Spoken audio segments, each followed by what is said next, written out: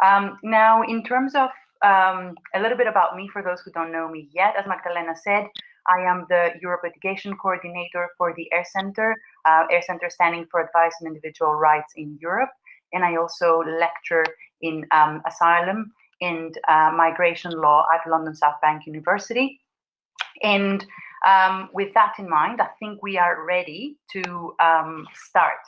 So a few words about the EChR Center for those of you who have not engaged with it before. We are a legal charity based in England, and we use the power of European law to protect fundamental rights. So our mandate is to provide free legal advice and representation before domestic and European courts, and also, as part of this, engage in impact-based or strategic litigation. The EChR Center has been involved in many of the cases that we're going to discuss in today, so I aim to give you a little bit of an insider's perspective as well in some of the cases that we will talk about. We also provide training and capacity building, and we also engage in advocacy and standard setting. We have a number of focus areas, and my particular focus areas are asylum and human trafficking.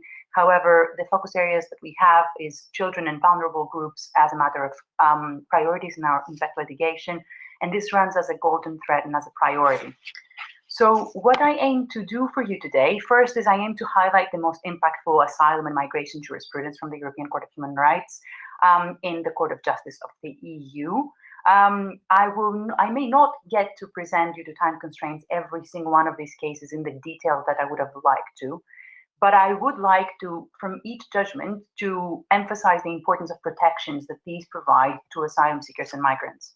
I'd like to help a discussion between you and myself in terms of how the development of international norms and standard setting has been highlighted in these judgments by the two courts in relation to asylum law, and also look at the gaps, because the cases are stories of people that not only document a situation in a particular point in time, but also highlight what the deficiencies were in a particular point in time and show us where we have to aim our future strategic litigation efforts.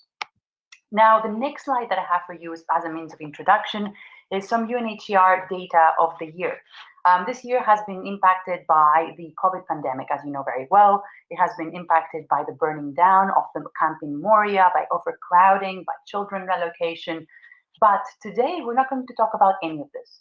We're not going to talk about any of this because the jurisprudence that we have reflects problems that happened or took place in a moment in a past time. So the judgments that came out this year reflect issues that were litigated in the European Court of Human Rights long before the events of this year. So as regards the most recent developments, cases are pending currently before the European Court of Human Rights, but we will have to wait future times in order to see how the court will decide on these contemporary issues that were that characterized this year. So the themes that we're going to explore today have to do with the vulnerability of asylum seekers in different situations. So for instance, we're going to see children in migration situations, stateless individuals, the misapplication of the Dublin regulation, expulsion, which is one of the themes of today's conference, detention conditions as a very big priority, separated children, and the failure of state to take positive measures to provide protection. And without further ado, I will start with the case law of the European Court of Human Rights, Strasbourg, and here's a nice picture of it, looking very atmospheric. And I will start with the judgment that did not come out in 2020, but rather came out in 2019, 21st of November 2019. But the reason that I have included it in this presentation is because, first of all, it was a landmark judgment that was long awaited for. And because it came in November, it was not covered by the previous conference of ERA on asylum. So I think it's important that we start with this judgment that came out at the end of 2019 and see how we go.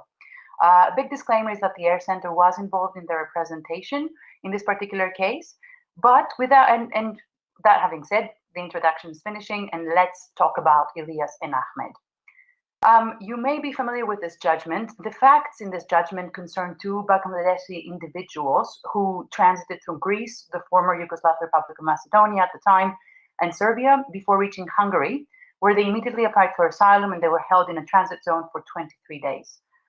They were then sent back to Serbia based on a 2015 government decree listing Serbia as a safe third country. The applicants complained that their detention conditions of the transit zone violated the rights under Article 3, Article 5.1 and 4, and Article 13, and that their expulsion to Serbia had exposed them to possible chain refoulement to Greece. Now, that was a very long-awaited judgment because the Grand Chamber had released a very positive judgment on these violations, and the applicants tried really hard before the Grand Chamber to retain that judgment, even though there was a bitter feeling that that might not have been the case. In relation to the violation of Article 3, removal to Serbia, the court found that Hungary violated Article 3 by failing to conduct an efficient and adequate assessment when applying the safe third country clause for Serbia.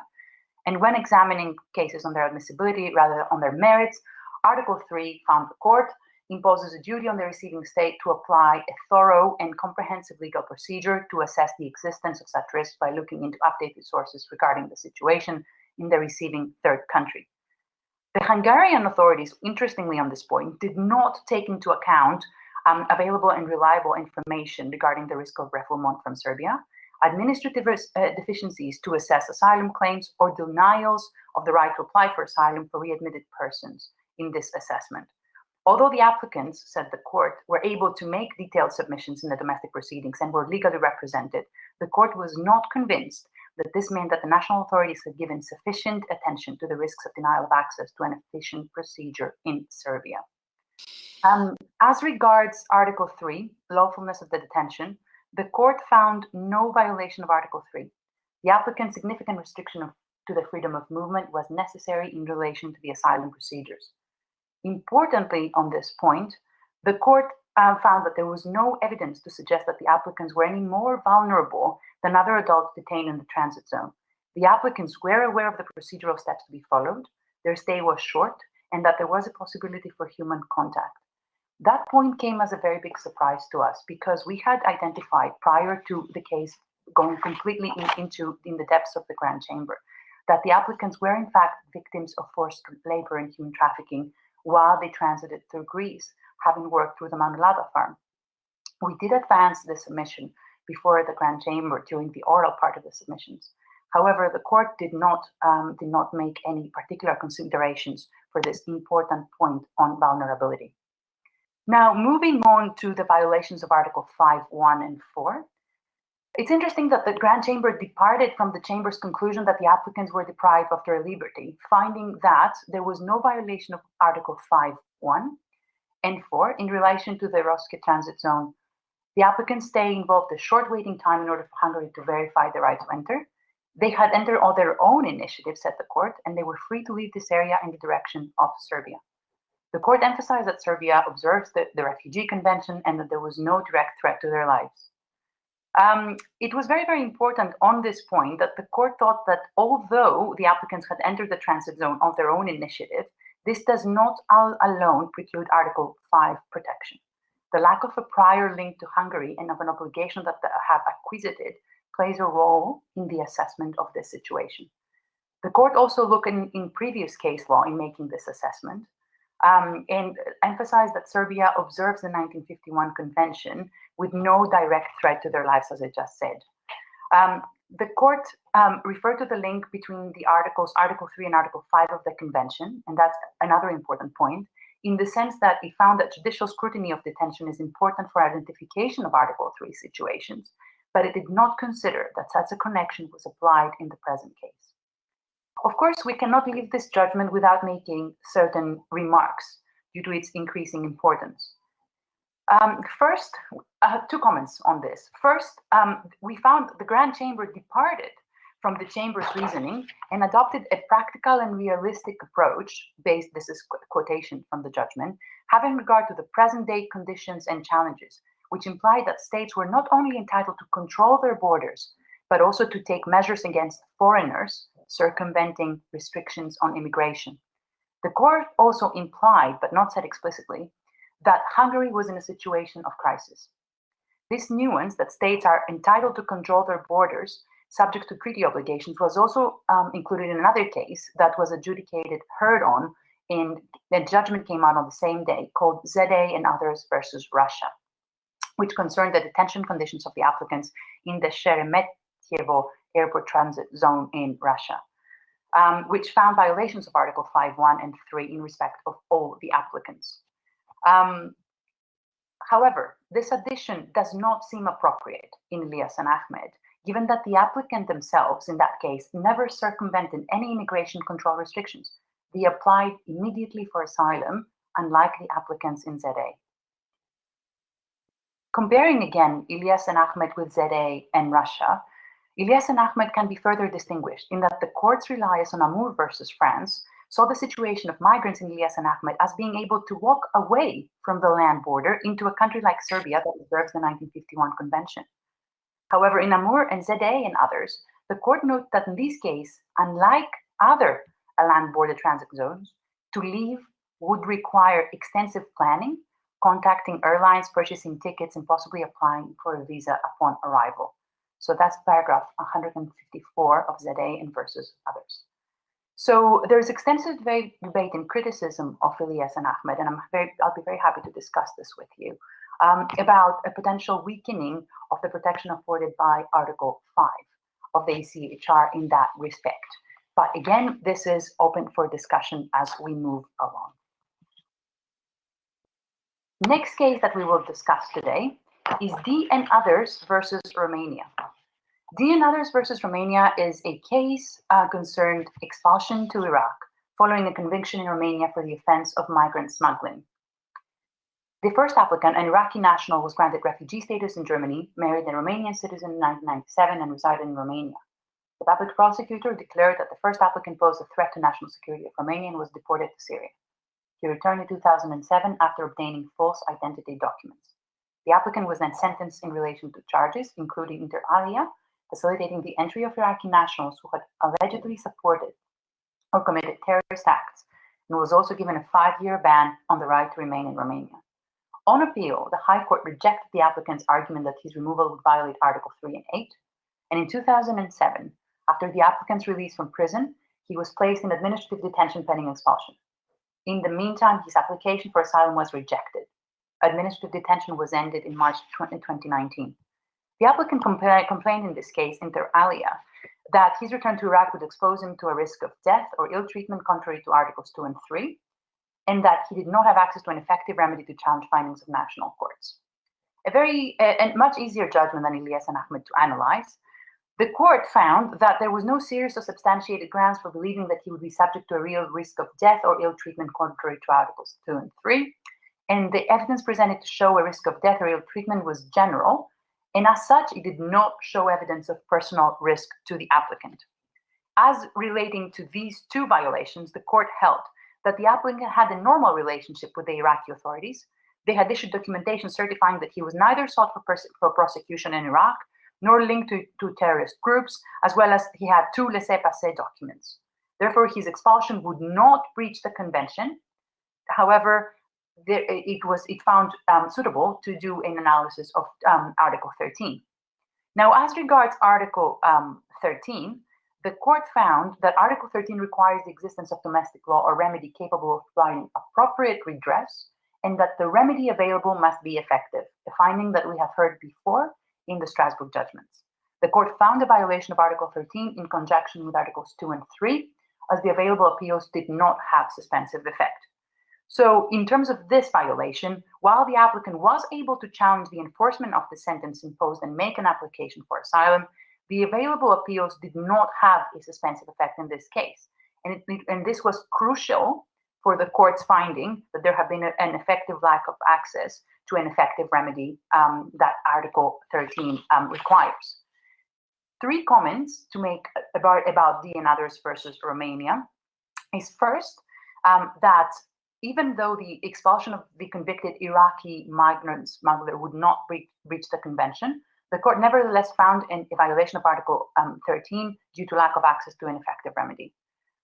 Second comment is that evidence presented to show that a risk of death or ill treatment was general because it didn't show personal risk to the applicant. The court held that the applicant had a normal relationship with the Iraqi authorities, so the heaviness of the personal evidence of the applicant in these circumstances had a huge role to play in these proceedings. Last but not least, regarding effective remedy, for an applicant to be able to challenge the enforcement of a sentence imposed is not enough. The available appeals must have suspensive effect. This is a principle of well-established case law before the court. We have seen it in Claifia, we have seen it in MSS versus Belgium and Greece, we have seen it in Hirsi Jamal. However, there are still pending cases before the court where applicants have been subjected to removal without a procedure or a remedy with a suspensive effect to challenge the removal, including the pending cases that we have, and I'm going to tell you later on today, SP versus Croatia, communicated 26th of March 2020. So if we had to assess DNAders versus Romania, we would say that DNAders versus Romania had a positive implication for asylum seekers in order at least as far as the Article 13 violations are concerned. The next case I have for you is another giant case, and another case that is that was all over the media as well as blogs everywhere. So I'm sure you've all heard about it. The Air Center was also involved in this case as a third-party intervener. It's called NDNT versus Spain. So in NDNT versus Spain, we talk about the immediate return of 2 men to Morocco after attempted to cross the border of the Ceuta Melilla. The applicants arrived in Morocco independently of one another after fleeing from their countries of origin. A group of around 600 migrants attempted to cross that border fence. NDNT, who succeeded in doing so, were helped down by the Spanish border guards and immediately handed over to Moroccan authorities. They alleged that no identification procedures were carried out in the Spanish territory and that they were not given the opportunity to explain their individual circumstances before being removed to Morocco. They complained that they were subject to collective expulsion without an individual assessment of the circumstances and legal assistance contrary to Article 4, Protocol 4. They also complained under Article 13 in conjunction with Article 4, Protocol 4 that they had no access to an effective remedy with a suspensive effect by which to challenge their immediate return. In the chamber judgment, the court had previously found violation in relation to both complaints. And thus you can imagine why the lawyers of the applicants were very eager to try and retain as much as this findings, as much as these findings in the Grand Chamber judgment, which, however, was sadly not 100% the case. So what the court found was, regarding to whether the offense was under Spanish jurisdiction, the court held that convention rights cannot be selectively restricted due to an artificial reduction in the scope of territory. That was the easy part. Regarding Article 4, Protocol 4, the court held that the removal of the applicants amounted to expulsion. However, the applicants' expulsions did not violate Article 4, Protocol 4. The court highlighted that the applicant's own contact is a relevant factor in assessing the protection afforded under Article 4, Protocol 4. Applicants place themselves in an unlawful situation by deliberately attempting to enter Spain as a part of a large group rather than using available legal procedures. The state had not failed to provide genuine and effective means of legal entry. That was a very interesting finding, and I'd like us to stop here for a minute and discuss the following. The court found, as regards Article 4, Protocol 4, that in situations applying to people who cross a land border in an unauthorized manner, taking advantage of the group's land number, the Grand Chamber will consider whether the respondent state provided genuine and effective access to means of legal entry. In that case, the court found that the state had not failed to provide such access and concluded that the applicants had placed themselves deliberately in jeopardy by participating in storming over the border rather than using the existing procedures. So, for instance, applying for visas or for international protection at the border crossing point. However, it added that this finding, and that's an important point, does not alter the broad consensus within the international community regarding the obligation of states to protect their borders in a manner compliant with convention rights, highlighting in particular the principle of non-refoulement. Regarding Article 13, the court found no violation of Article 13 in conjunction with Article 4, Protocol 4. The lack of available individual procedures to challenge the removal was therefore deemed a consequence of the applicant's unlawful attempt to gain entry. Two very disappointing findings, as you can imagine. Two very important comments regarding NDNT versus Spain. First of all, the case was important in two respects. First, it addressed for the first time the applicability of Article 4, Protocol 4 to the immediate and forcible return of aliens from a land border.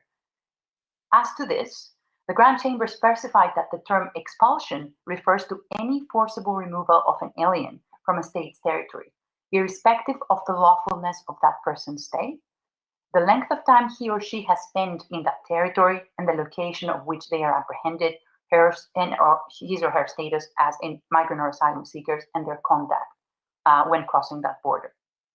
Secondly, and very importantly, the court established a two-tier test to assess the extent of protection to be afforded under the provision to persons who cross a land border in an unauthorized manner, deliberately taking advantage of their large numbers and using force.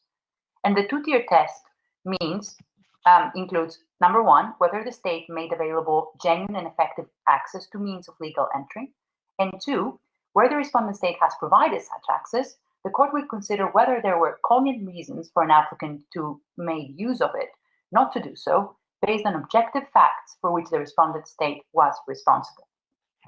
So, only where there were no cogent reasons for the applicant failing to use the procedure provided by the state shall the lack of individual identification be justified by the applicant's own conduct. Thus, there will be no violation of Article 4, Protocol 4 if the lack of an individual expulsion decision can be attributed to the applicant's own conduct. As you can imagine, this is a very, very concerning finding because it introduces, again, not for the first time, the applicant's own conduct. 3 comments on me on this judgment. First is that it's a judgment that was wildly criticized by lots of representatives from the civil society for its incompatibility with EU law, and in particular, non-refoulement and Spain's obligation to protect unaccompanied minors. However, there may be a broader impact born from this judgment on the situation in European borders. So new legal tests propounded by the court on the terms of genuine how this test will be applied. It is felt by many that this judgment created more uncertainty.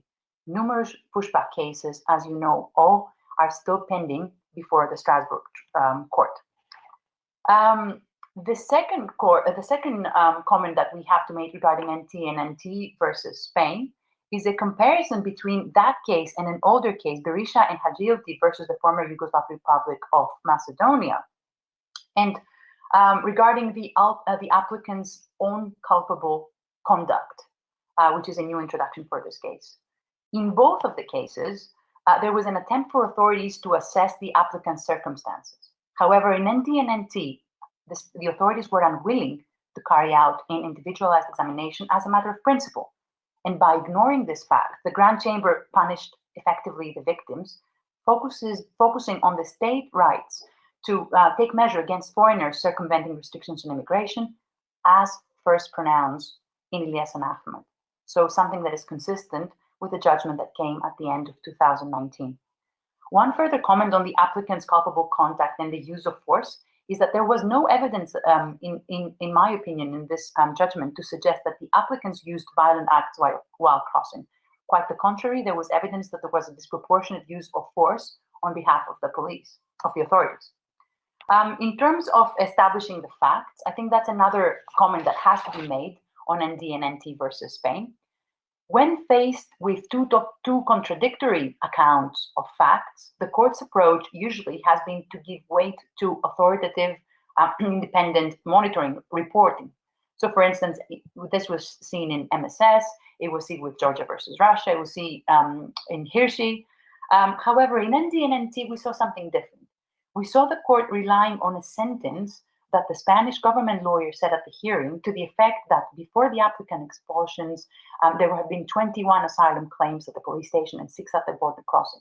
And the court dismissed the applicant's evidence as general allegations as to the impossibility for Black persons to access the border post. This is something that really has to sink in and be taken into account regarding how this piece of jurisprudence or this tendency from the court in evaluation of the facts will develop in the future. Now, leaving to the side NDNT versus Spain, moving on to another judgment that again caused a bit of a stir when it came out, when it came out. It came out on the 24th of March 2020. It was called Asylum and Others versus Slovakia. In Asylum, the applicants were found in a truck by Slovak borders and foreigners and police in 2014. Individual decisions on their administrative expulsion were subsequently issued, as well as a 3-year ban on re-entry for each applicant. The applicants complained that their removal to Ukraine amounted to a violation under Article 4, Protocol 4, and Article 13. So a rather similar case to NDNT, but the judgment of which came in a little bit later. As regards Article 4, Protocol 4, the court assessed the collective nature of this expulsion, whether the applicants had an effective possibility of submitting arguments against the removal, and whether there were sufficient guarantees demonstrating that their personal circumstances had been genuinely and individually taken into account. There was no violation, according to the court, of Article 4, Protocol 4, as the applicants were not deprived of the opportunity to draw attention to the circumstances that would entitle them to remain in Slovakia. As far as Article 4, Protocol 4 was concerned, the court observed that the individual interviews were short, around 10 minutes for each applicant, and that standardized questions had been used to establish the reasons why the applicants had left Afghanistan.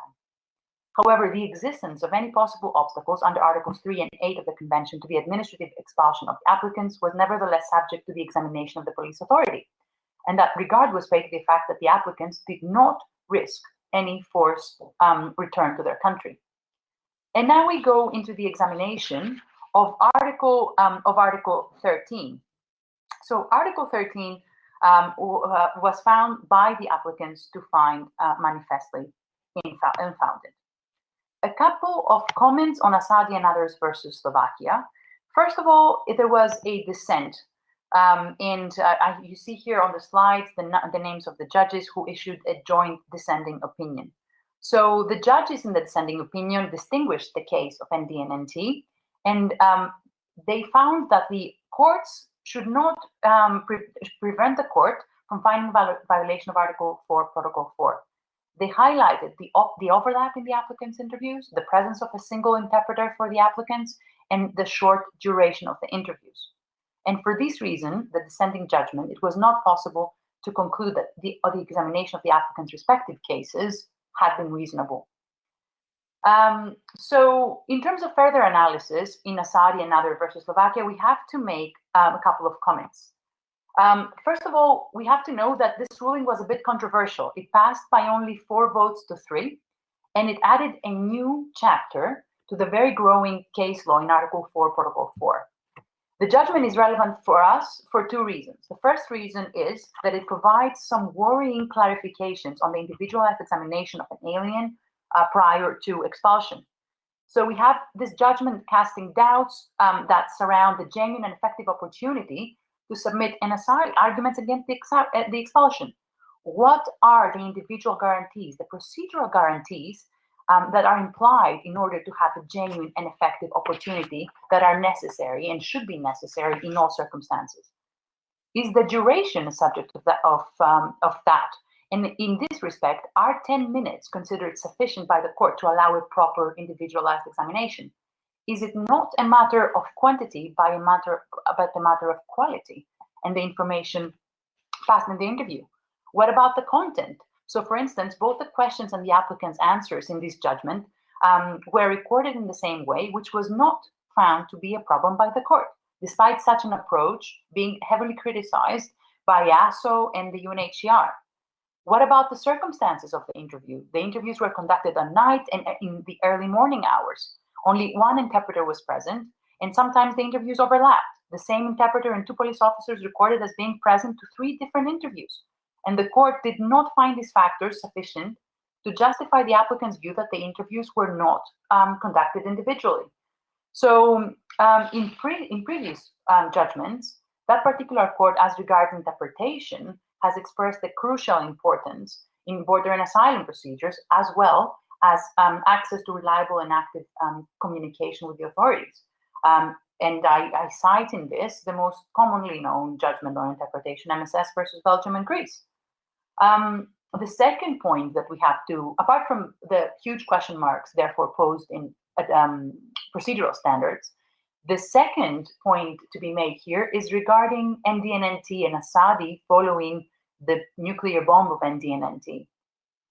So this judgment, coming shortly after NDNT, gave the court some time, albeit limited, to reflect on the applicability of the exception of own culpable conduct, which was only dealt with in the dissenting opinion, but not by the court.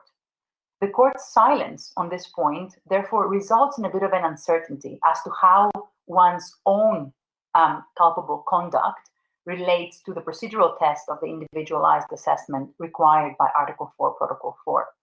Which legal means of entry are to be assessed? Those at the borders, those available abroad, those in embassies, or all? What is a disruptive situation? And more generally, how broad is the scope of that exception? So two huge issues that have been made more clear by Asylum and others versus Slovakia, and they were both issues that came under NDNT. The dissenting opinion in Asadi claims that NDNT is to be applied restrictively in accordance with the very peculiar conditions that developed in NDNT.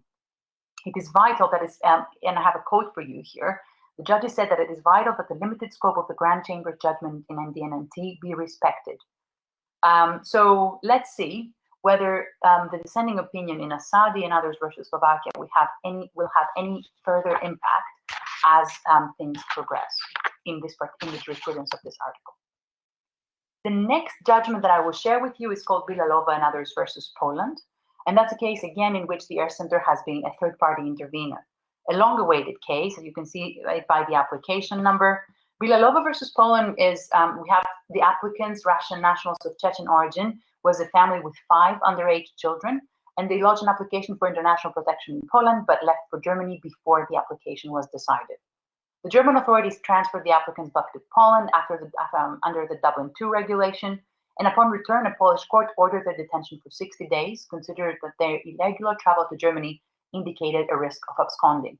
They were placed in a detention facility in EChR, and their detention was extended for another 60 days following the rejection of their asylum application and the issuing of the removal order. Their application for refugee status and all appeals were rejected, and an expulsion order was subsequently issued. The applicants complained that their detention was, inter alia, contrary to Articles 3, 5.1f of the European Convention on Human Rights. Now, as regards Article 3, the complaint regarding this was found to be manifestly unfounded because there was no evidence to suggest that the applicant's health state precluded retention. The applicant mother complained that the domestic authorities did not take into consideration her claim that she was under the care of a psychologist due to distress as a result of deprivation of liberty and anxiety disorders after experiencing domestic violence. As to domestic violence, the court found that, that it was not clear from the mother's medical certificate that the distress that she suffered was attributable to her detention or to her allegations regarding domestic violence. The court concluded that the applicant had not shown that her situation was attributable to actions caused by national authorities, and therefore this did not violate Article 3, which was a disappointing finding for those of us involved in the case. More encouragingly, though, as Article 5, the complaint regarding initial placement in detention was found inadmissible, as the applicant had not exhausted domestic remedies, but the complaint regarding the extension of detention measure was admissible. The detention to extend the detention of children in the absence of any assessment to see if there were any less coercive measures that could be applied, and in light of the delays in their asylum procedure, was found to violate Article 5 of the European Convention on Human Rights. As regards Article 5, the government's suggestion of an existing compensatory remedy cannot be considered as an effective remedy. So just because you can offer compensation after an extension of detention does not mean that the measure is legal in the first place. The court said that detention of children in such facilities is only permitted for the shortest amount of time available, and only after the government has concluded that there are no other less coercive measures. Further analysis on Villaloba and others versus Poland is that the Court of Human Rights found that the detention of children is permissible. However, the duration of such must not exceed a period that is reasonably necessary to achieve the aim pursued. and the placement of children in a detention facility that was like a prison should be avoided, and that short-term placement in facilities that are suitable for children could be compatible with the convention, provided, again, that this is a measure of last resort.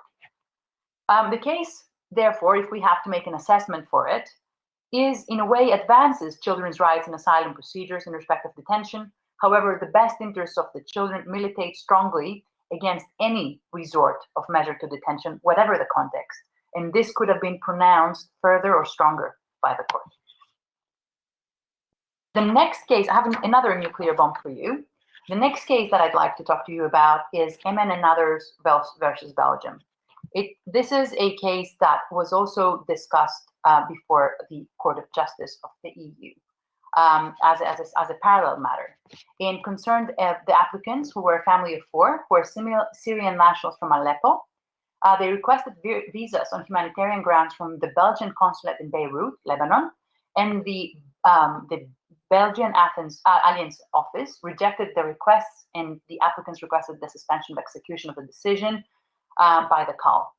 The CAL ruled that the political and security situation in Aleppo created an Article 3 risk and instructed the authorities to issue new decisions.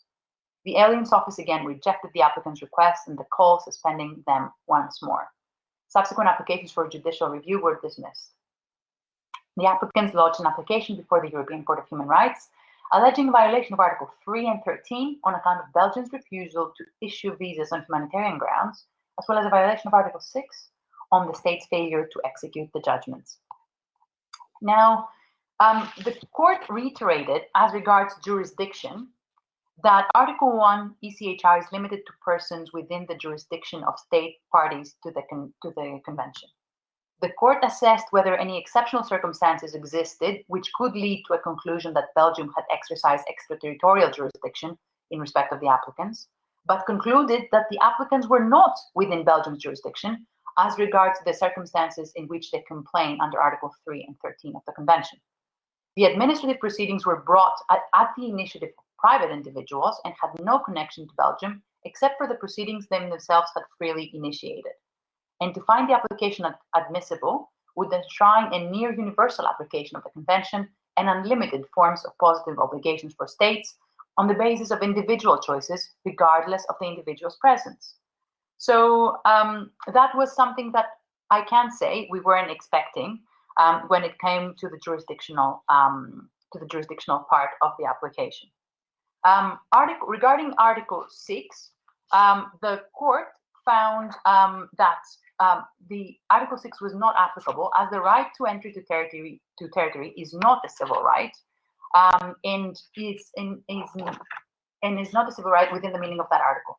The finding does not prejudice actions taken by states to ensure and facilitate access to asylum procedures through diplomatic and consular representations.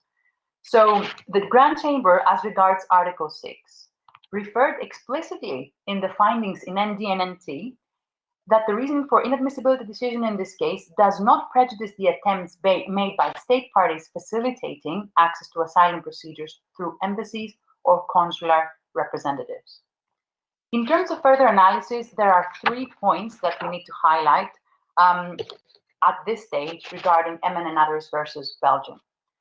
First of all, the ruling of inadmissibility as far as the jurisdictional part is concerned before the Grand Chamber, albeit quite disappointing, was above all expected by everyone involved, bearing in mind the limited protection that the court has historically afforded as far as this point is concerned.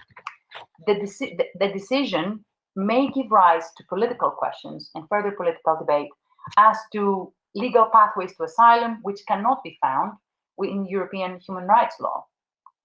Secondly, and quite importantly, it's important to draw a parallel between Eminent and others versus Belgium and a CJEU judgment that had come out earlier in this year regarding humanitarian visas. In that particular case, the court rejected the claim unequivocally, putting forward a consequentialist argument that judging otherwise would undermine the general structure of the Dublin system. So comparing XX and Eminent versus Belgium, Eminent is somewhat better in that it frames an issue as a question of principle on Article 3. as the most important human rights provision in asylum-related matters. But again, this case is hugely political. If the ECHR in that case had found in favor of the applicants, there would not only have been a massive backlash from not only governments, but also a large part of the society, but it's unlikely that an aftermath of the uproar would have seen migrants benefit in practice. Instead of systematizing legal pathways, EU states could have fortified or even closed at-risk embassies, as has happened in the past, or created a pre-vetting system to ensure that potential asylum seekers would not be able to apply for the visa in the first place.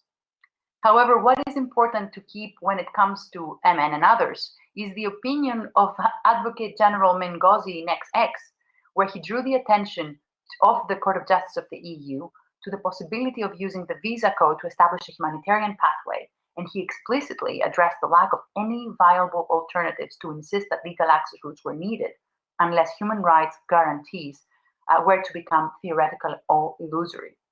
So again, a very controversial issue and a huge judgment that came out in 2020, and that remains to be seen. But it appears that MN may have somehow closed this matter for the time being.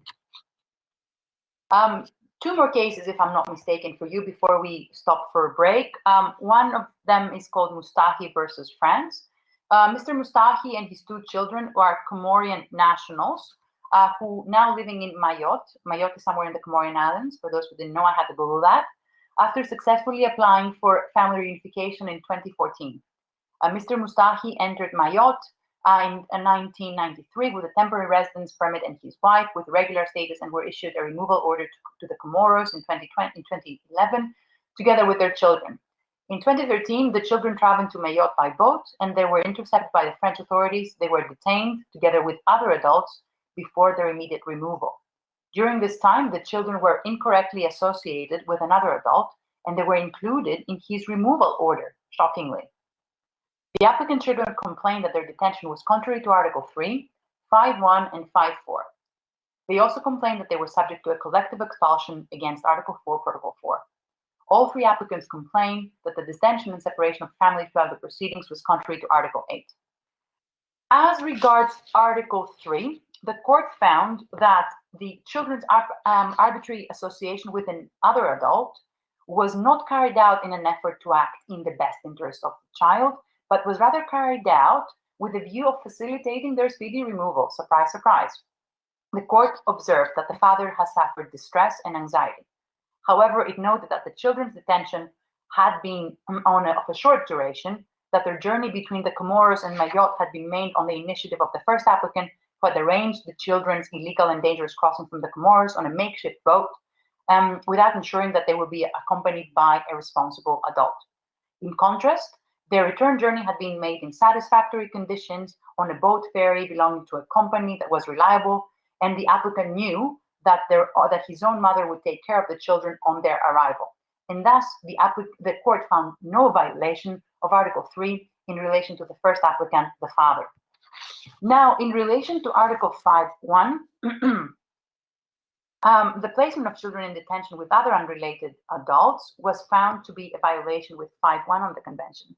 And I'd like you to keep that in mind, because in terms of communicated cases, we have seen cases in which the issue of keeping children in reception condition facilities that look like detention with other unrelated adults is violation of the rights of the child and of the Common European Asylum Law, and may increase exposure to other risks, such as the risk of human trafficking.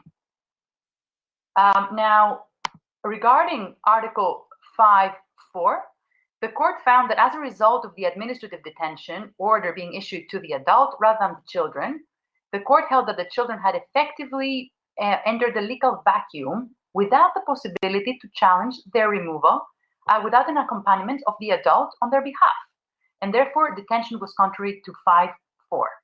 Regarding Article 8 ECHR, that's quite an important point. The fact of placing certain family members in a detention center while others were free could be regarded, said the court, as interference with the effective exercise of the right to family life, regardless of the duration of that measure. Regarding Article 13, the court found violations in relation to the lack of effective remedy in respect of Articles 8 and Article 4, Protocol 4.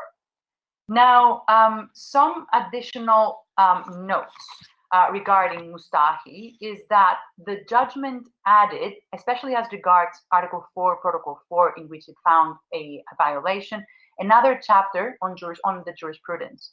The judgment we find is positive in that it has strengthened children's rights and asylum procedures, and the children's arbitrary association with another adult will not be seen as being carried out in an effort to act in the best interest of the child and will amount to collective expulsion under the circumstances. So this judgment gave us the following principle. States have to satisfy a higher standard of protection when dealing with children. Individualized assessment is particularly essential where children are at issue. So in comparison to NDNT, where the expulsion of adults who entered into the Spanish territory illegally was considered a justification for denying the adults an individualized examination, comes as a stark contrast to this finding. And we come now into NH and others versus France. And I lied, I have two more judgments. And I want to ask Magdalena whether I have time or whether I should stop here, because I am aware that we may be running out of time. Exactly. Markella, maybe we should allow for we should stop here and allow for a short discussion, and because we have also the part on the ECHR jurisprudence. Of course. So I would suggest that we stop here with ECTHR and maybe have a short discussion now, if it's fine with you. Okay, I will just close my presentation by saying that I have for you on the slides to have a look at NH and others versus France. That has to do with administrative delays. And then I have also NK and others versus Poland. That includes children and attempting to flee from Chechnya and regards the position, the deficiencies, systemic deficiencies found in the asylum system of Poland. So these judgments, I'm very happy for you to read them on your own. You can ask me anything you want at any stage. So I fully agree with Magdalena, and I know that this presentation has been rather information heavy. So let's move this to the discussion before I cram you with more information regarding what the CJU has done in the previous year.